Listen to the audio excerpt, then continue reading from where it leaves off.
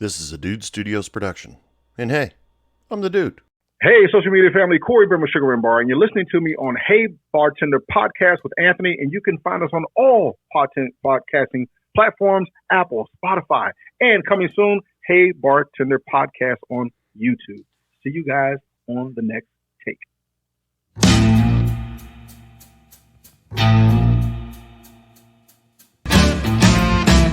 Hey bartender, pass me a drink. A reason that I'm here is I need time to think. All the ways of the Now, world. like I said, man, this is just a video podcast. Or, I mean, an audio podcast. There's not going to be any video. Oh, man, I thought we were recording this. All right, cool, man. Yes. But anyways, first, I'm just going to start off by saying thank you for taking some time and volunteering to be on the show. You sounded like you were really busy, so. Yeah, I'm, well, not busy, just, events, man. Just, knocking out these events, doing private events. Doing about, like I said, we're doing about 20 a week. So, Damn. I don't have any events today. Yeah, it's crazy.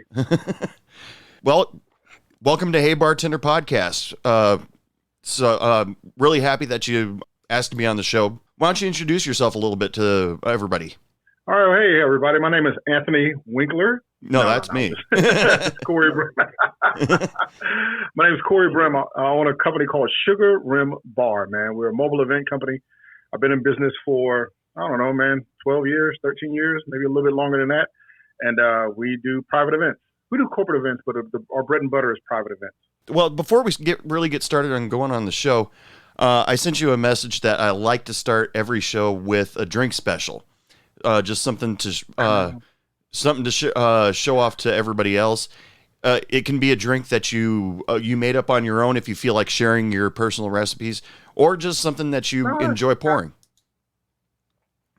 Dude, I'm about to stop drinking. I'm getting older, man. This is alcohol. I done had a good run, man. Drinking for 30 years, I done had a good run.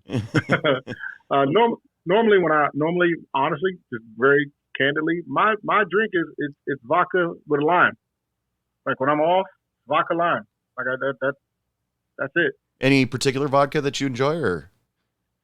Tito's. I'm drinking Tito's. Mm-hmm. Tito's with a lime. Yep. So I went from Tito's tonic to Tito's soda. Now it's just Tito's lime. Cool. Okay. So it's just straight. It's just straight up now. You don't go through any of the messy. Nope. Just fresh lime juice, man. That sounds cool. And actually, just like not even lime juice, just actual lime, like Tito's squeezed lime. Mm-hmm. Give me 2 limes, I'm good, bro. That's awesome. So, welcome to Hey Bartender Podcast. Thank you so much for taking some time to be on the show. When I put that word out there that I'm looking for guests, he's going to kill me that I completely Chavo, man. Chavo, yeah. Chavo, my man Chavo. Yeah, he put out a suggestion to you that you should be on the show, and so I had to hit you up as quick as I could. I appreciate it. Thank you for having me, man. Great show. Oh, thanks. Great concept. So why don't we just start in the very beginning? Now, before you started this your traveling bartender business, did you work in the service industry before that? Oh yeah. I worked at every bar, restaurant. I was a server, service bar. I ran head bartender, managed bars, bar manager. I didn't bounce around because I worked a lot of jobs. Yeah. But how some bartenders they're there one week, gone next week. I'd be at a bar for like a year, 2 years, 3 years, and then it's like being in the NFL, man. I get cut. I know the feeling. Yeah. Then I go to another team. So that's kind of how it started. How old were you when you started in the service industry? Jesus, man, I was probably, so I'm 47 now. Man, I was in my 20s, man. Yeah. I was in my 20s. My very first job in hospitality. It started with, I worked at Chili's. I work at, when you got the hot sizzling. Yeah. Where do you live? Where do you live? I live in Texas, in West Texas. Oh man, they got Chili's down there. Oh yeah. There's one in the middle of nowhere where I live. So Yeah, I worked at Chili's, man. That was my first job, and I made $75 cash, brother. I thought that was, I mean, you couldn't tell me nothing, man. $75, like cold hard cash.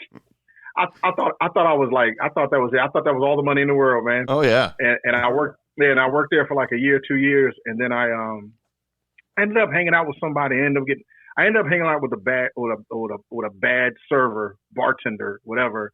And then I ended up getting fired because I was hanging out with them and drinking at night, and I didn't make it to my shift the next day. And then I left there and I went to a place called Copeland's, which was a high end restaurant.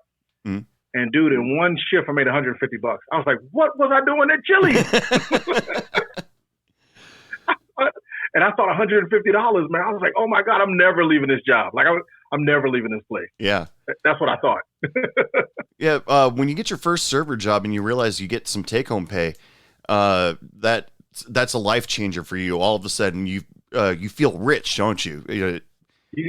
When you have cash in your hand, it like, you know, and I did other things before I had the server job. I did auditing and stuff. I always had money in my hand, but I was like,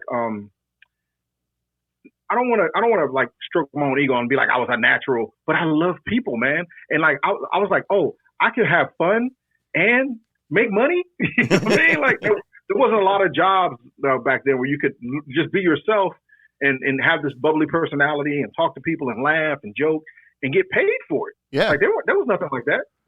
Yeah, exactly.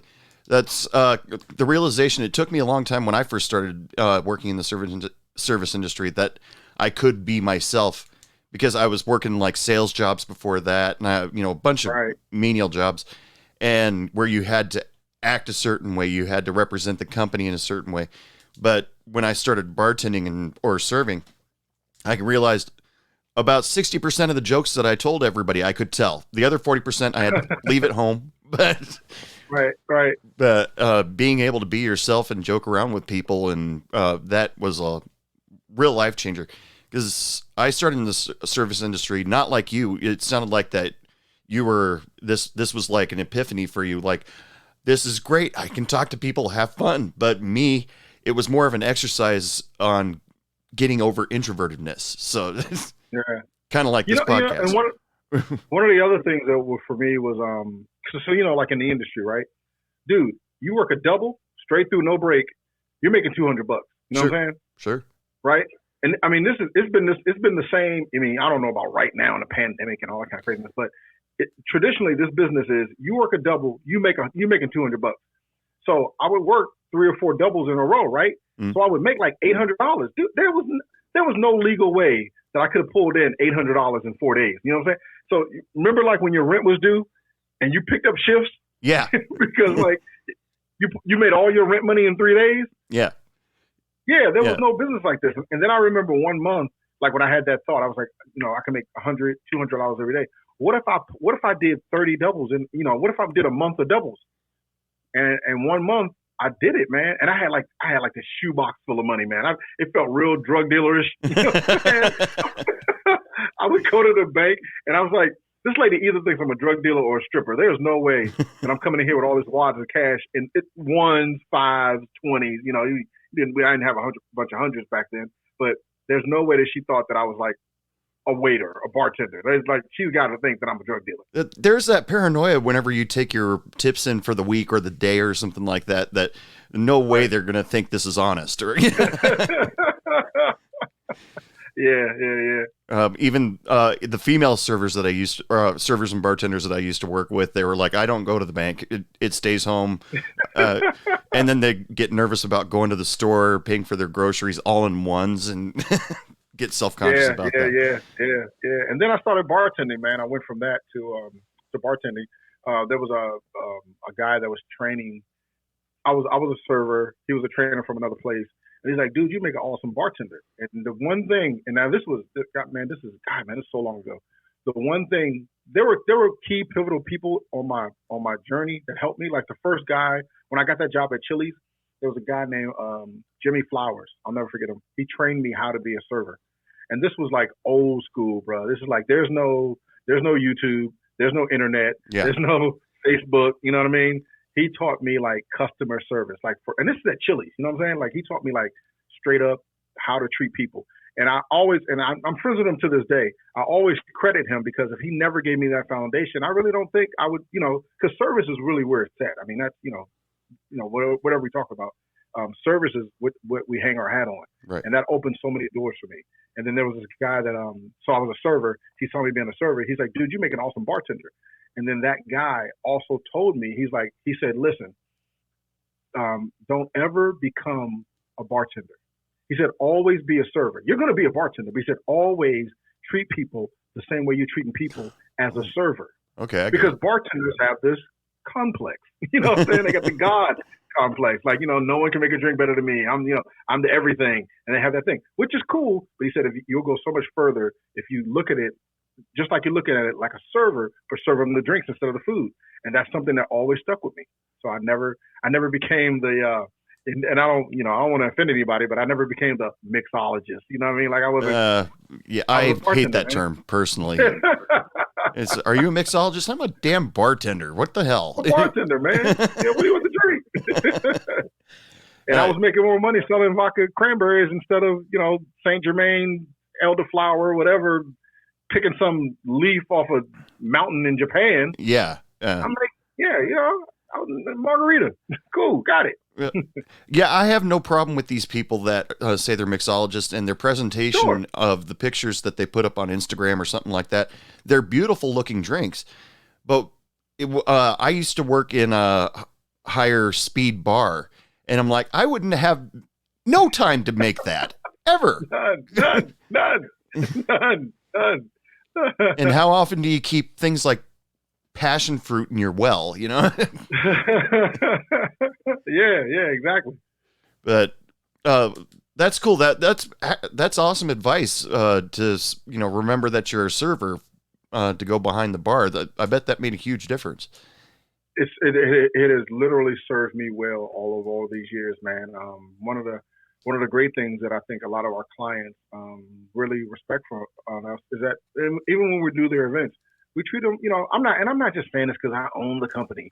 Really, like you can't teach passion. You can't teach integrity. Like you really have to have a love for people to do this business, man. And the greatest thing that I really love about the bartending business is, dude, no matter who you are, right?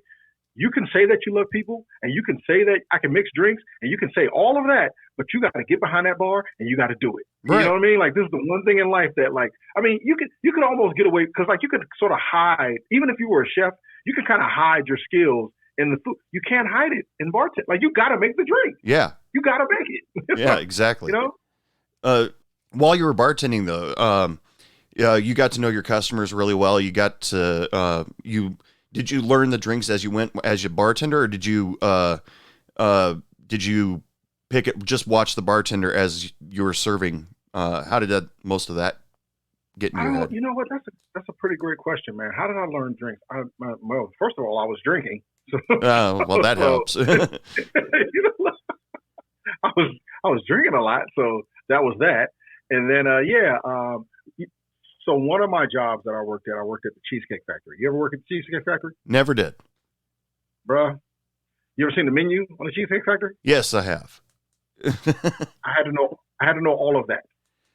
All the inside, food and drinks and everything? Everything. The cheesecakes, the food, everything, bro. The cheesecakes alone would give me a headache just to try to learn all of those.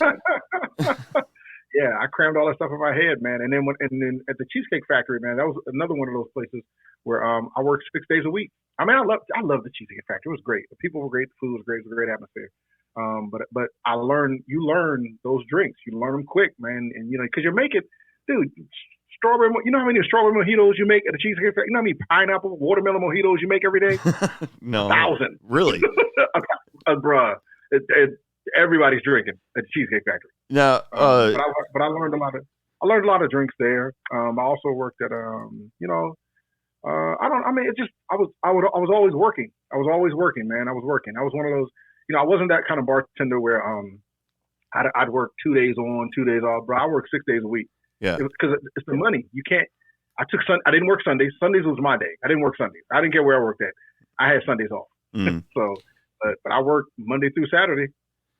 But you like me were in our 20s when we were bartending, and so we felt we were invincible. We had the energy, we had the drive to work as much as possible. I could work a double straight through, run in the back, wolf down a cheeseburger in 3 seconds, jump back out and be behind the bar, work the entire shift, close the bar, count the drawers down, restock, go to the bar afterward, because we all did that, right? Go out afterwards, get hammered, make 200-300, give my friend 150-200 because my bill was $2. You know what I'm saying? So it was just this never-ending cycle, man. Like every day, and it was every day, and it's almost like how like a shark is in the water. Like as long as I'm swimming, man, I'm still alive. Yeah. The moment I stop swimming is when I'm dead in the water. Yeah, my first time I did a double was I just started at a bar, and they just fired their other 2 bartenders because they were dealing weed behind the bar. We don't need to get into that, but it's another podcast. Yeah, that was 1999. In Oregon, that was still a big deal back then. But brother, so, you haven't lived life until you sold weed behind a bar in Oregon. There's a story in there somewhere. But they got rid of both of their bartenders, and I was supposed to be the relief bartender. And so all of a sudden they came up to me and they said they gave me the morning shift, and then they were going to give the night bar shift to another server who said, "I can't do that tonight. Can you get Anthony to do it?" And they're like, "He's already here." And they're like, "Can you ask him?" And I was like, "Yeah, I'll do it. I'm here. Why not?" And I was wearing my probably the most uncomfortable boots that night in order to do a double shift. But yeah, you still remember that pain, right? Oh yeah. But I liked wearing old combat boots or something like that back then. Of course, it was the late 90s grunge era. Yeah. But it didn't occur to me to wear tennis shoes. You had the mohawk too back then? No. I looked as plain as I do today. But yeah, I've done those double shifts or come in at weird hours. You sounds like you were probably the first guy that the manager would call if somebody called in sick. Oh, I was already there. So, and then most of the places where I worked, I ended up, like I said, I ended up being like the head bartender, bar manager, doing schedules, coming in, doing restock, coming in on my day off to, do inventory. Cause, back then, we didn't have, there was no electronic liquor. You had to come in and count bottles. You know what I mean? Like, right. Yeah. Literally you had to look at all those bottles and be like 5, 7. So. Well, things like that back when I was bartending. I mean, like I told you, I started bartending in 1999, technically 98. But when I was working in a honest to God bar, because before it was a banquet for banquets and stuff like that, they counted all the shots. They estimated how many shots were poured out of that bottle. That was kind of annoying. But when they started integrating bubble pourers, that pissed me off. Did you work with those, or do you work with those? I do not work with those. I've come across them in the past, but luckily for me, we just had regular speed pours, man. I wasn't. I know, but also remember, like I was telling you, like when I did work at Cheesecake Factory, man, they taught us how to we had to test every shift. Every shift when we came on, we had to do pour tests, left hand and right hand, and we couldn't start our shift until we passed the pour test. Really? Every shift. Yeah, bro. Make sure you can pour a shot with 1 hand. 2 ounces, 1 1/4, whatever. You had to do a test, and you had to do it left hand and right hand. Really? I've never heard of that. Yeah. That's interesting. Before every shift? Every shift. Well, just in case you're a little shaky that morning, or I don't know, but I mean, it was great. But looking back over it now, it didn't bother me. I knew how to do it or whatever. But looking back over it now, and that's why. And so I took a lot of the things from these places where I worked, and I worked at some bad places too. Yeah, but sure. I took a lot of the things that I learned from the good places, and then I implemented a lot of that I folded it into my business. Now, I don't require that we do pour tests at every event because I'm not there at every event. But I took a lot of that good stuff and I use it in my cup. I use it in my business today. Well, you got to take the bad, leave the bad and take the good and add that into your own personal thing. And that put my twist on it. Yeah. That makes it yours. Now, your business, what's it called again? Sugar Rim Bar. Hashtag Sugar Rim Bar. Okay. Everybody remember that. Now, when did this concept come up for you? Because you said you've been doing this for 12 years. Yeah. So right before I started this, I was bouncing around between 2 or 3 bars, right? So I was working at one bar. I had just started at another bar, and then I kind of like was moonlighting at another bar at night. Mm-hmm.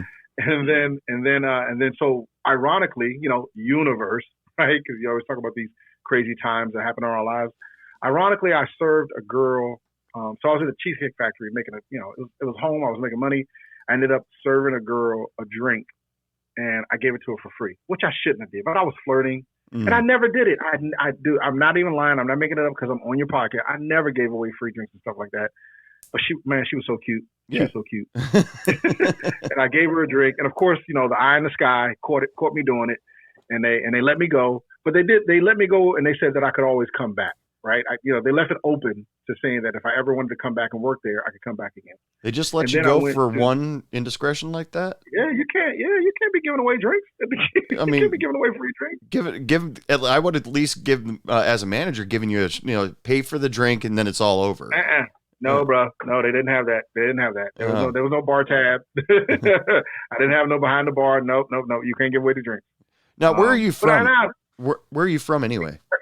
So I grew up in Alexandria, Virginia, and Fort Washington, Maryland. So Maryland and Virginia. Oh, okay. Sorry. Go ahead. Right in the DC area. And then I went to another bar, and the thing with this other bar was it was a great bar, but dude, every single day, like there was no day that went by, they would always tell me that, like the thing that I'll never forget is they always told me because so I was at the bar laughing, joking, having a good time. So my bar was separate from the restaurant. Like literally, if you're at my bar, we serve food and everything at the bar, but it's completely separate from the restaurant. Like you had to go around a wall to go to. So they would always tell me, this is a restaurant with a bar. It's not a bar with a restaurant. And I was like, what do you mean? And what they were saying to me was, you're doing your own thing up here, right? Like you need to like relax, stop being so over the top, stop being so happy and making all these, cause, and then that place, so when I was at the other place, I didn't work Monday, Tuesday, Wednesday at this place. I worked Wednesday, Thursday, Friday at that place. So if I came by there on a Monday, Tuesday, Wednesday, it was dead. I'm talking about dead, dude, dead. And so when I was there, packed, right? And so they would every day they would let me know that this is not your place. And I'm like, I don't want it to be my place. I'm just, it's my shift. Like I own the shift. And were they complaining about you? Were they complaining about your clientele or? No. It was just that I was really like just that bubble, that jovial, happy. How you doing? I was high fiving people, and it wasn't a 5-star restaurant, but you know how I was too happy. I was too happy, man. I wouldn't see anything wrong with that in a bartender, but bruh, man. Well, people do. Okay. People do, and then I do. I know you may not know me, but I am a little cocky, right? I got a little arrogance. I'm a little Kanye-ish. You know what I'm saying? I got a little Kanye in me, right? And when you buck against authority, so the kind of thing I guess for some bartenders, especially me, is that how you work for a manager or whatever, and they can fire you. Okay, here's an example. They'll come back to you and say, hey, table 23 didn't like the Long Island iced tea. And you're like, okay, well, what was wrong with it? Was it too strong, too weak? What, tell me. They can't tell you because they don't know how to make a drink. Right. But they can fire you because you're not making the drink right. Yeah. And you're like, what's wrong with the drink? Like, if I make another one, I'm going to make it the exact same way. Tell me what I need to do to make. And they just have that sort of bravado, like, figure it out. I'm like, okay, whatever. And then, so when you start getting that, when you start bumping heads with the, I mean, every bartender probably. Well, I don't know if every bartender, but most bartenders with great personalities, you start bumping heads with the management, dude, they're going to find a way to get you out of there. Yeah. You know what I mean? That's every job. Yeah. Yeah, every job. And then one day they pulled me into the office, and ironically, the crazy thing about, so around this time, this is around 2008-ish or whatever, somewhere around in there, I think maybe, like the stock market's getting ready to crash, all that. And so when they fired me, I went to another bar around the corner, and place was dope, but dude, they closed at 2. We didn't get out until 6 a.m.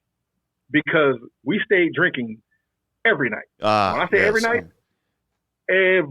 bro. Every night. We partied every night. Take advantage of those shifters, yeah. I would come out and the sun would be up, and then just that was like spiraling. So not only that, the market's crashing. I don't have no money. I'm blowing my money every night, and it just, my life was just spiraling out of control. And then one night from there, the manager came over to me and he let me go. I don't even know why he fired me. Mm-hmm. I don't even know why he let me go. He's like, it's not working out here. And when I lost that was the last place I ever worked. And I swore from that, well, not when I got fired, but once I got myself together and out of depression and all that kind of stuff, yeah. I swore that I was never going to work for anyone else ever again. And then I had these ideas. I love the business, but I did not want to go back into the restaurant business, man. I got tired of the BS. I got tired of the managers. I got tired. Every time a manager would come down from New York or whatever, everyone's running around all crazy, like, oh my God, Anthony's coming. Like, so what? So what, right? So I thought about what I could do, and I called all my friends. I said, hey, listen, guys, if you're ever having a party, give me a call, and I'll come bartend your party. Look, I'll bring some alcohol. I'll bring the juices, whatever. I was just trying to get some traction to get something going. And I didn't really know what it was. I mean, I kind of had an idea. I just knew that I didn't want to go back to inside of a restaurant. And of course, none of my friends called me. They didn't call me. None of them. Not at all. Like a couple did, like a few did, but in the beginning, even when you're doing the podcast, nobody sees the vision. Right. They don't understand that you're going to be interviewing Gary Vee one day. They don't know that. You know what I mean? They just think they think you're in your garage, with a tape recorder podcasting. They don't see the full thing. But in the beginning, I knew that I had something, and I knew that. Oh, I went back to my roots, right? I knew that if I served people, right, if I treated them like they gave me $1 million, if I over delivered on service, if I gave them a fair price, dude, I'm from the street, man. That's a good deal any day. Yeah. And all I had to do was I'm gonna take a bunch of L's, right? I'm gonna get punched in the face a lot, but if I keep putting in that work, it's gotta. I can't do this level of commitment and work and it not turn. There's got to be a turning point, whether it takes a year or 5 years. If I work every single day and take no days off, there is no way you're gonna sit here and tell me mathematically that I can't win. Mm-hmm. And start winning.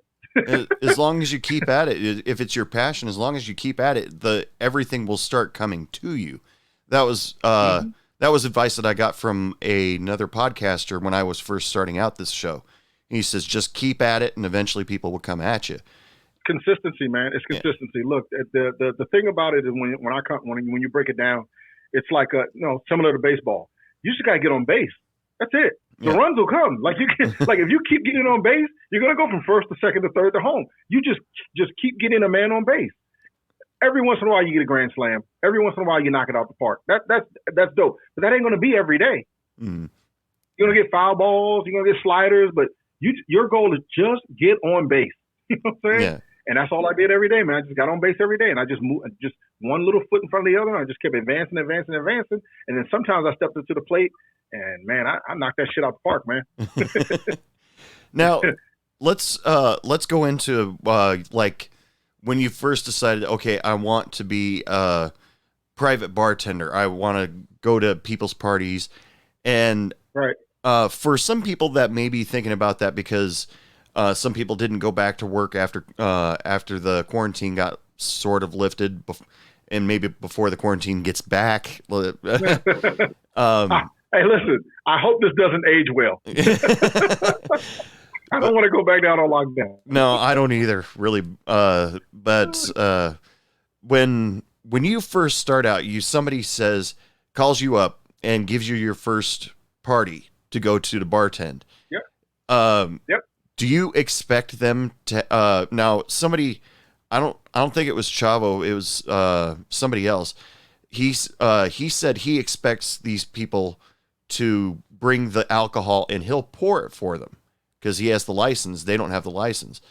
But then there was another bartender or traveling bartender I talked to that had his cases or his milk cartons full of bottles, and he'd bring them into the party and charge accordingly by how much gets used. Now, your very first party, did you invest the money and buy like well liquors, or did you get some top shelf liquors just for fun? Or brother, my first party was my mother-in-law. Okay. The very first party I ever did was my mother-in-law. She used to have every summer she would do an event, and she knew I was doing this. And bro, we grabbed the liquor out of her thing. So here's a couple of things that's crazy. Even though I had bartended at all these places, but when and any bartender that's listening to this, when you leave those places, those restaurants, bro, I didn't even have a wine key. Mm-hmm. Didn't have a bottle opener because you don't think. I didn't have a bar mat. I didn't have a napkin holder. You're working in these restaurants every day. These liquor sponsor people, whoever, distributors, they come by every day. They give you T-shirts, napkin holders, bev naps. Yeah. And you know what we do? We throw them away. I didn't have a photo. I worked at 20 different restaurants. I didn't have one photo of me behind the bar. Yeah. None. Yeah. Because you're not thinking. You're not thinking. Had I been thinking, I would have been taking photos of myself behind the bar. I would have grabbed them when they came in with them 20 bar mats. I would have grabbed 2 of them and threw them in my car. Yeah. You know what I mean? Exactly. But I wasn't thinking. So my first party, I had nothing. I took the wine key out of my my mother-in-law's drawer, and she had like a I don't even know what it was, man. It was probably like I don't even know. It was like a Walmart shaker. You know how you get the cheap, they're metal silver tins, but when you shake them, they get tighter and tighter and tighter. Yeah. Yeah, one of them cheap ones, and you have to like smack it against against something to get it open, and it still don't get open. Yeah, she had one of those, man. And then but even in the beginning, even in the very beginning, so when you're just starting off and you're just trying to get in this thing, I think a lot of people just overthink it, right? They want to get everything right. They want to, and I'm not trying to I will never ever come out of my mouth and tell anybody to do anything illegal. I will never say that. But in the beginning, I didn't have anything. I didn't have a tax ID and tips training, and I didn't have look, I did parties for $99, man. There was no Cash App. There was no, you didn't PayPal me. Yeah. It was $99 cash. Yeah. Under the table, whatever. Under the table. I had nothing. I didn't have business cards. I didn't have a hat. Didn't have a website. I had nothing. So how I can't pay taxes on. I'm not making anything. And I did that for about a year or maybe 2 years. And I was just I was on Craigslist, because back then Craigslist wasn't what it is today. It was still shaky and sleazy. Yeah. But you could get events from Craigslist, and I did parties for $99, and then I built that up, and then a company called me, and they wanted me to do their holiday party, and then by the time I totaled out everything that I needed, it was going to be $10,000. So they were like, who should we make the check out to? Now, I had been saying that I was Sugar Rim Bar. No tax ID, no nothing. If you paid me with a check, it was Cory Brim. And I was like, oh, just make that out to Cory Brim. The HR lady looked at me like I had 9 heads. Yeah. She was like, sir, excuse me? I said, yeah, just make it out to me, Cory Brim. She said, I cannot. She said, you need to give me a W-9. I need your tax ID number. I said, oh, yes, make it out to Sugar Rim Bar. I'll send it to you. Dude, I left her place, went straight down to the tax office, because every city, municipality, wherever you work, I got my business ID. I left there. I went to the bank and got my checking account. That $10,000 check is what really launched me as a legitimate business. Yeah. Because up until then, I didn't have no money. I was doing, it was $99, man, in tips. I was $99 in tips. So it sounded like you kind of learned it as you go. Yes. I mean, this was early days of social media. So the groups on social media about traveling bartenders and all that stuff were, because I think it was Chavo that told me that you guys kind of all communicate with each other and say, hey, there's a job over here, there's a job over there. That probably would have been useful for you back then. Yeah. So another pivotal point in my business is I met this guy named Dave, and Dave was working with the company. I was just a bartender, right? I was just doing parties. I was a bartender. I still had nothing, right? I still had nothing, but I met this guy named Dave, and he worked for a company. And I don't want to necessarily say that I'm putting his financials out there, but the business that Dave worked, they made millions of dollars doing what I did, right? But they had everything, man. They had the trucks and the tables and the chairs, and I mean anything you could think of, they had it. And Dave, when I met him, even from the very first moment I met him, he helped me so much.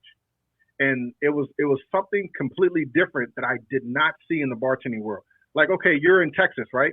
Yeah. And I'd be like, hey, Anthony, where'd you get that microphone? You'd be like, oh, this microphone? Oh, man, I picked it up at a yard sale. Like, nobody wanted to give anybody any information, right, on anything.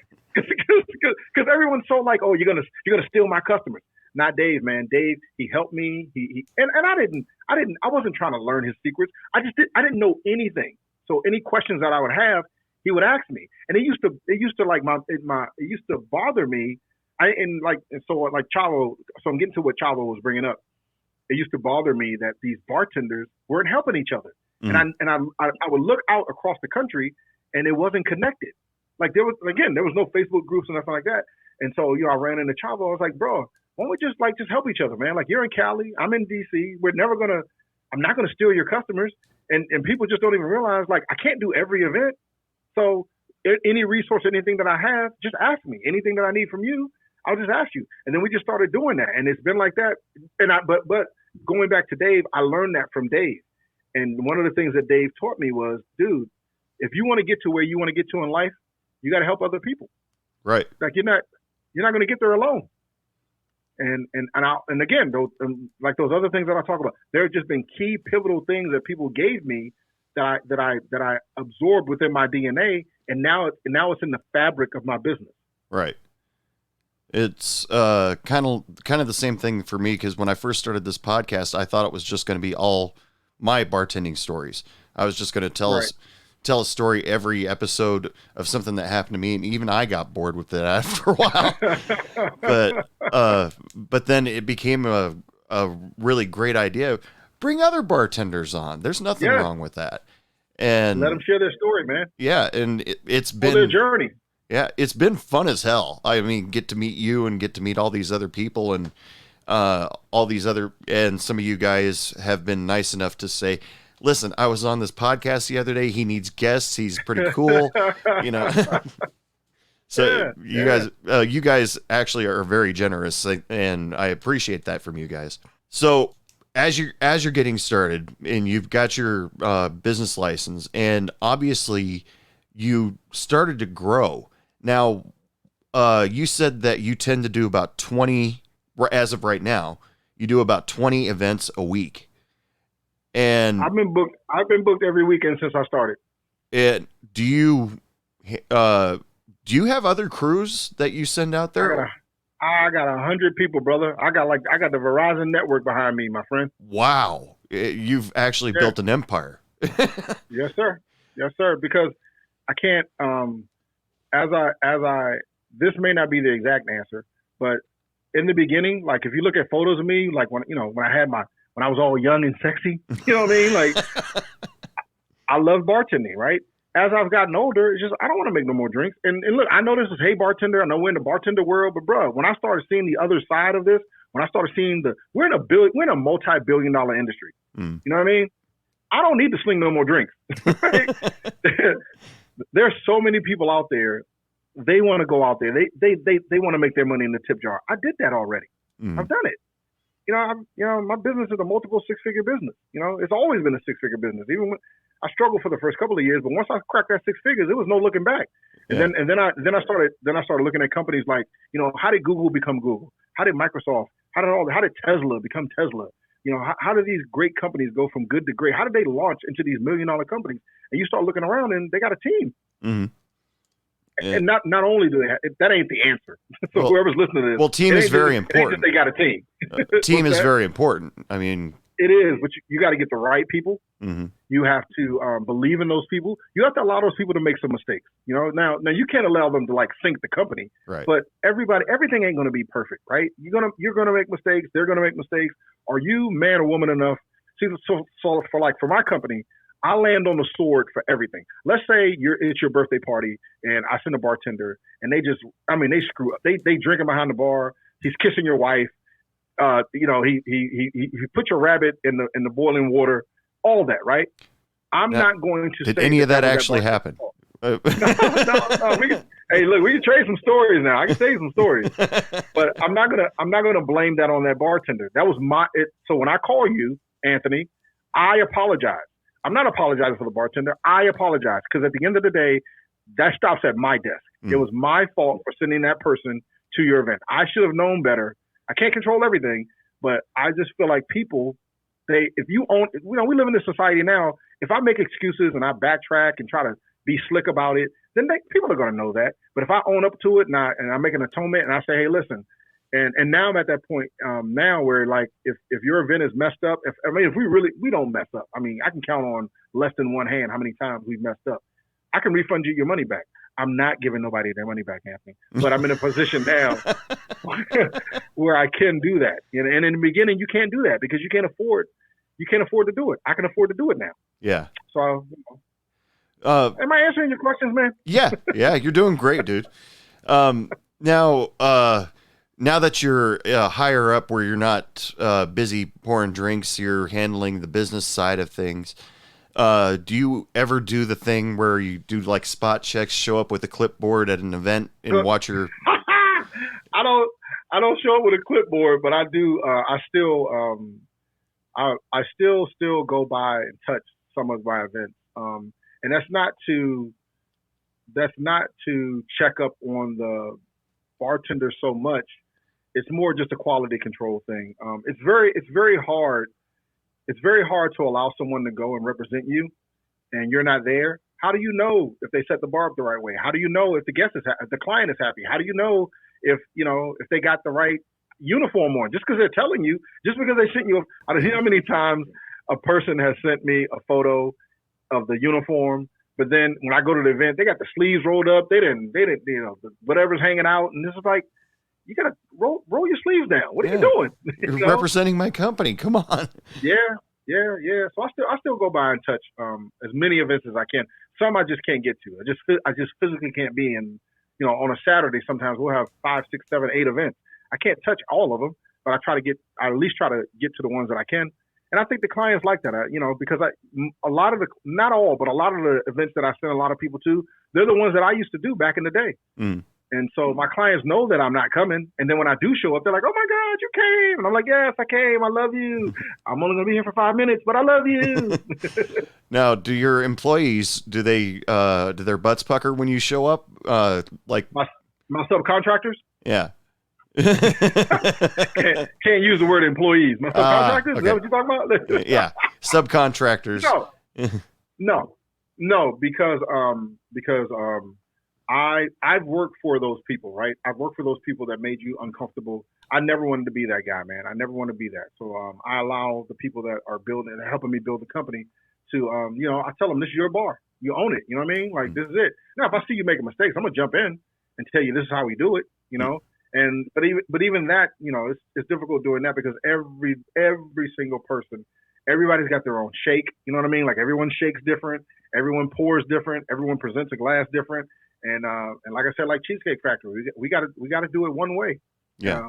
But yeah, they don't. I don't think they do. I don't know. I mean, you'd have to interview them. But I don't think so. Now I looked through your Instagram and it looks like that you have multiple presentations for the bar that you bring in to the event. Yeah. Did you make those yourself or? Hey, Anthony. When I started getting a little bit of money, you know what I mean? Not a lot of bit of money. I started getting a little bit of money. I was like, I'm gonna buy me a bar because every bartender says that, right? You're like, I'm gonna buy me a bar. And dude, you go online. Do you know how much portable bars cost? Yes, I do. I looked it up just recently.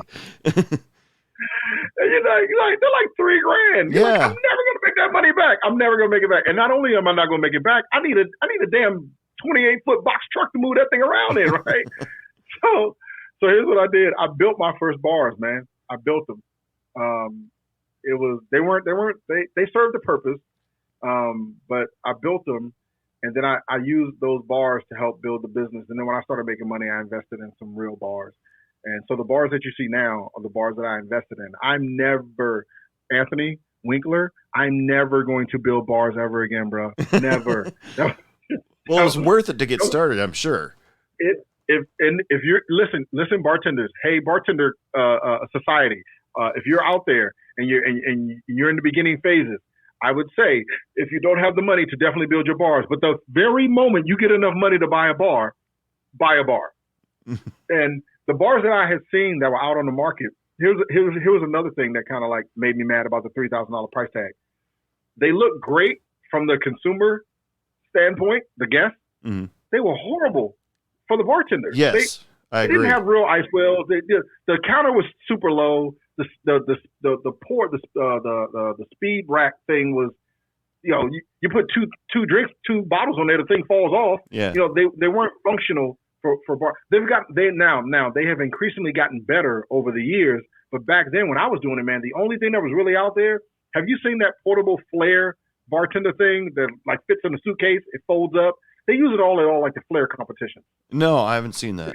It's a suitcase. I'll send you a photo of it, man. It's a suitcase, foldable. It was like $700, but it was so cheesy. Yeah, it was so cheesy, man. and no knock against that company. It's not knocking against that company, but as a private bartender, I couldn't take that to someone's event. Mm-hmm. It was horrible. Yeah, as soon as I got my hands on some money, I bought me a bar, man. Yeah, I looked at those bars because I was thinking about doing a YouTube series of Hey Bartender podcast, and I wanted to look good behind a bar, make it look like I'm a bartender talking to people. But like you said, they were all so low, and it didn't feel like being behind a bar in my point of view of being behind the bar. Like you said, everything was so low, and it's good for like a man cave, but when you're trying to do professional stuff, no. Yeah. So do you have a YouTube channel? Technically, yes. It's a Hey Bartender podcast, but it's just audio of the show. You're killing me, Anthony. You need to record this. You need to put this on YouTube, man. Yeah, I've been working up to it. It's just upload it, boss. I got 20,000 followers on YouTube. I get a check every month from YouTube, brother. Really? Don't overthink it. Just hashtag just upload. It'll work itself out, brother. Yeah, I've been working up to it. I mean, I've got almost 200 episodes of Hey Bartender podcast available on all the streaming platforms. But did you do it like this? Yes. Well, for the first 50 some odd episodes, it was just a phone call, but I wasn't. Oh, okay. I wasn't happy with how the conversations were going. We were overlapping each other. Get out of your head, bro. Get out of your head. Get out of your head. That's you all in your head. Get out of your head, bro. Upload it. Mistakes and all, bro. Oh, yeah. Upload it. And yeah, I've been trying to figure out, but there's so many bartenders out there that have YouTube videos on how to make drinks. And so what? If I thought if I could go the Joe Rogan route and actually have the bartender in the room with me, that would be more interesting.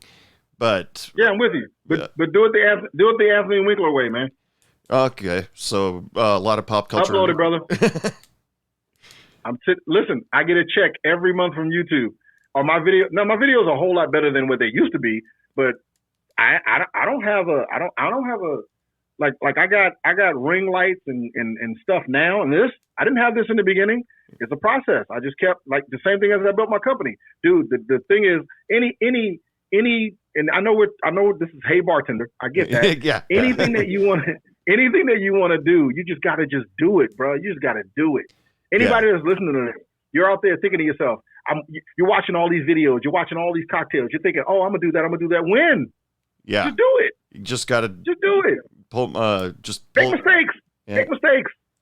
Make mistakes. We're not, life is short, man. I had a friend of mine pass away the other day. Had a heart attack in his sleep. Gone. Yeah. Life is short, brother. Launch your podcast. Get your Hey Bartender T-shirt. Get your Hey Bartender mug. Get your Hey Bartender sponsorship. All that, man. Launch everything. Hey Bartender trucks. Now I've already got some Hey Bartender swag going, which I'm going to send you some. I'll get your information after the show, but yeah, I am trying my hardest to get out and spread the word about it. But it's just finding the time. Well, COVID hurt me trying to go out and meet people face to face.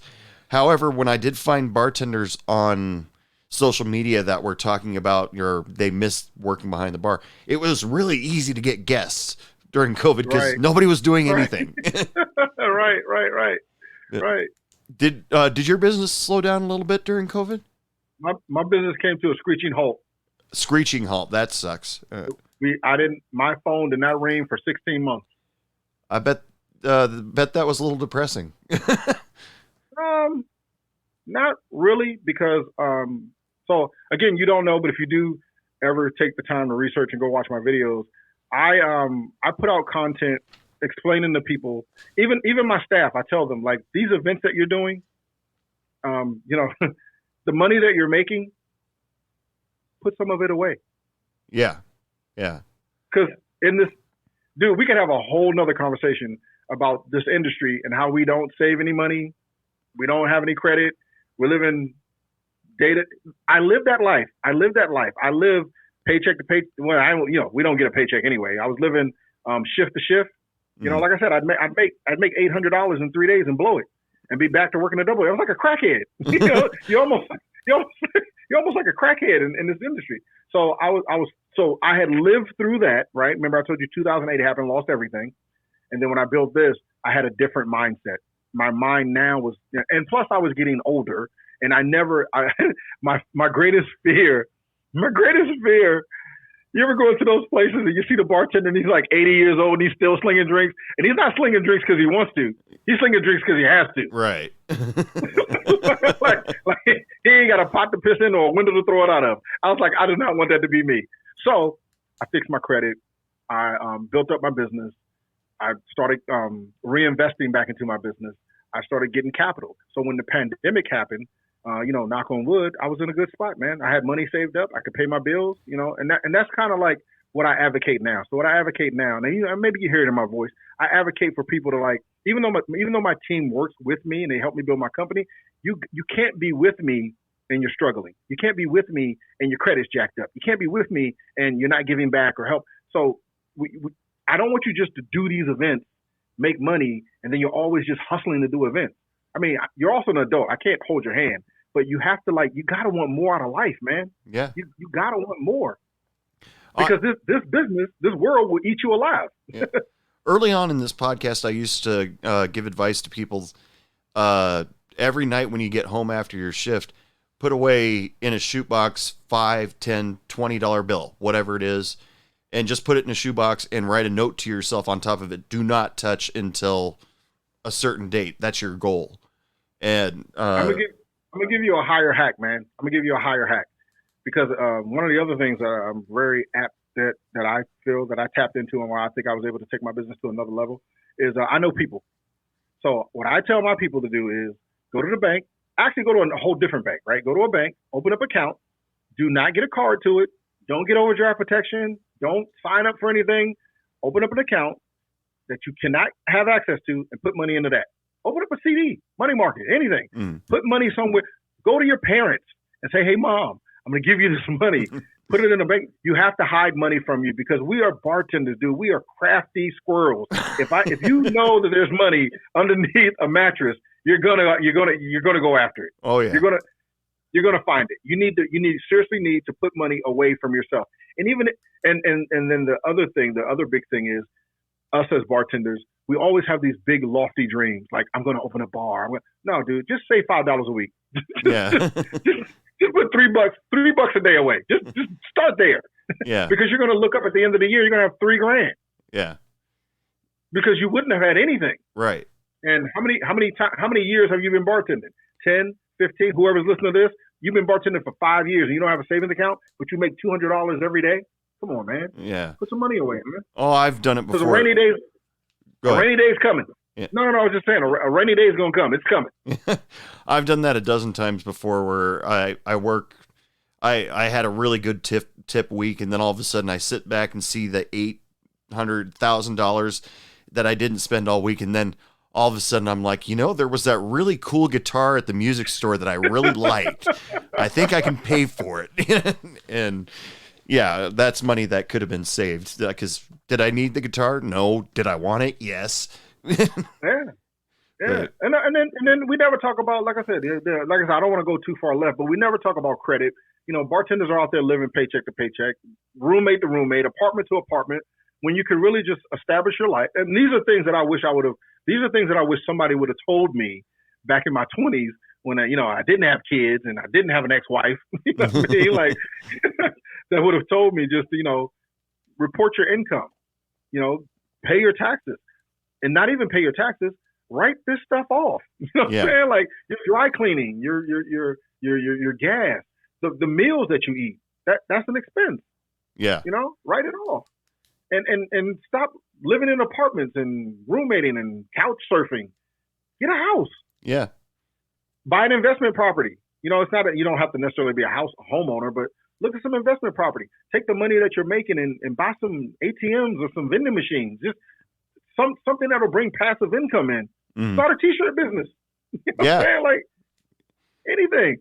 Which seems a lot of those type of businesses have come up during the quarantine. A lot of them, where people are designing t-shirts or whatever. But yeah, we solely rely on our tips, and and like I said, that could be taken away from you at any moment. Like think about how many bartenders have been fired from their jobs. Yeah. You went in for a shift one day. You didn't know you were going to get fired. And then how much did you have saved up? You didn't have anything saved up. Exactly. Yeah. I can relate to that story too well. Yeah. You say you can relate to that too well? Yeah. How many jobs have you worked at? When I was a bartender, I bartended for about 8 years, and I worked in 4 different bars. So wow. And a couple of them were phone call terminations, and one of them was walk in, here's your last check. Why am I getting this? We're closing down. And I'm like, yeah, okay. Yeah. Appreciate the warning. Or even, well, as because I've been on kind of both sides. You can't warn the staff that you're closing in 2 weeks. They ain't coming back tomorrow. They're not coming. If you knew that the restaurant was closing in 2 weeks, you're out. And not only are you out, you're going to take half the liquor with you when you go. Yeah. We'll take as much as we can. All the promotional material that's up on the walls, the liquor, the chairs. Yeah. Yeah, I've been in that situation, man. I went to a restaurant where I was making. I worked at a lot of places. I was making good money. I was going in. They were bringing the chairs out. It was just open yesterday. Yeah. Yeah, and they were like, we're closed. You're like, damn, really? Like, just no warning? But anyway, we're coming up on the end of the show here. Where's the all button? Aw. We've been talking for about an hour, and I totally appreciate you being taking the time being on the show out of your busy schedule. Is there? Would you like to throw out your social media or ways people can contact you? Sure, absolutely, guys. You can catch me each and every Thursday here at the Hey Bartender Podcast. You're welcome back at any time, but I don't know about every Thursday. I'm going to make you commit to a time, man. You catch us on YouTube at Hey Bartender Podcast on our YouTube channel, man. Come check us out over there, man. Everybody go subscribe. Make Anthony post videos once a week. No, so everything's Sugar Rim Bar, man. Sugar Rim Bar. If you find Sugar Rim Bar, we're on everything. We're on Instagram, YouTube. Dude, I made a TikTok. Are you on TikTok? Yes, I am on TikTok. I put up a TikTok last night. I'm telling you, man. Let me go look. It's got like 70,000 views, man. I'm trending on TikTok. I'm kind of a big deal, man. None of my videos are trending on TikTok. I think the best 61,000 views on my last video. Holy crap! You might want to Google me, bro. None of my videos on TikTok really do it. I think the most I've had on one video was like 1,000 views. You see that? Yeah, 61. Yeah, 61,000, man. Now I just gotta monetize that. Is you it? can find us on TikTok, Instagram, YouTube, Twitter, Snapchat. I ain't on Snapchat. Nah. Everything Sugar Rim Bar, man. Everything Sugar Rim Bar. It all pop up. And if people want to work with your services, you work in the DC area, or So I live in the DC area.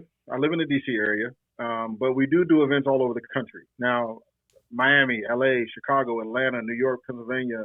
I don't live in those markets. So, in Miami, maybe I do, 8 events a year. Here I'm doing 20 a week. Miami, I may do 8.